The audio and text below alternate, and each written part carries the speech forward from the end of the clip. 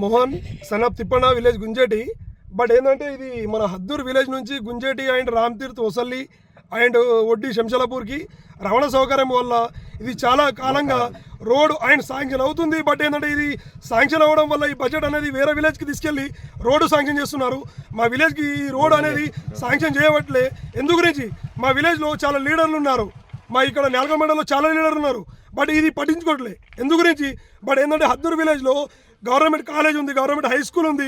But ఏంటంటే ఇప్పుడు మన ఆడపిల్లలు కానీ ఎవరైనా నడుచుకుంటూ వెళ్తున్నారు.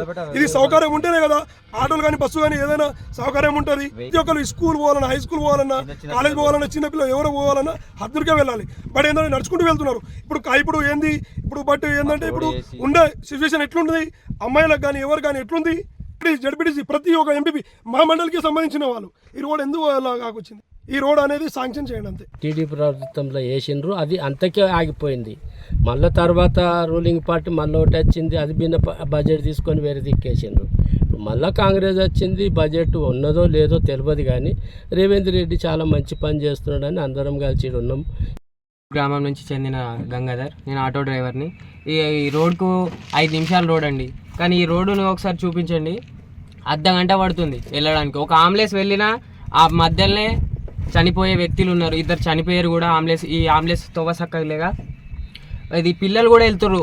బస్సు ఉంది, ఇది స్కూల్ ఉంది, కాలేజ్ ఉంది, పోలీస్ స్టేషన్ ఉంది, ప్రతి దానికి ఇదే రోడ్డు.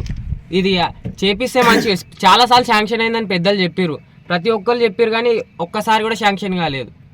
ఈ రోడ్డు చూస్తే అసలు దారుణంగా ఉంది. రోడ్డు టైర్లు పంక్చర్ అవుతున్నాయి. 2 సార్లు ఇదే ఆటో బోర్ల పడ్డది, నా ఆటో గుంతల పడ్డది. ఆ గుంతలు ఉన్నాయి, పెద్ద పెద్ద గెచ్చుకెళ్ళి ఉన్నాయి. అసలు నడవనికి కూడా రాని పరిస్థితి ఇది రోడ్డు.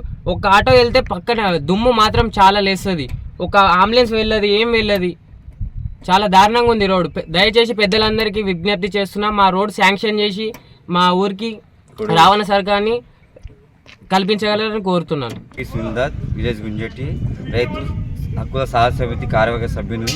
మా ఊరికి రోడ్డు లేదు, రోడ్లకు ఇబ్బంది అవుతుంది, చాలా ప్రజలు ఇబ్బందికి పాలవుతున్నారు. కాబట్టి నేను ఒకటే అధికారులు కానీ రాజకీయ నాయకులు చెప్పదలసింది, మీడియా ద్వారా ఒకటే రోడ్లు వేసి ప్రజల యొక్క కష్టాలను తీర్చాలని కోరుచుతున్నాను మీడియాలో.